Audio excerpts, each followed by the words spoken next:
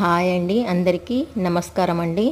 మీరు చూస్తున్నారు కదా, ఇది మానసాదేవి టెంపుల్ కరీంనగర్ దగ్గర ఉంటుందండి. ఇక్కడి ఆచారం ఏంటిదంటే ఈ ఇది ముడుపు ఇలా కట్టడము ఒక స్తంభానికి.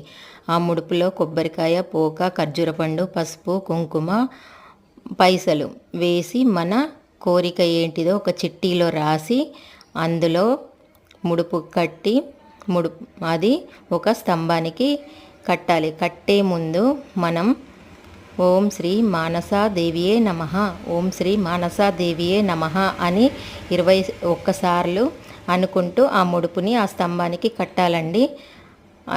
మన కోరిక తప్పకుండా నెరవేరుతుంది.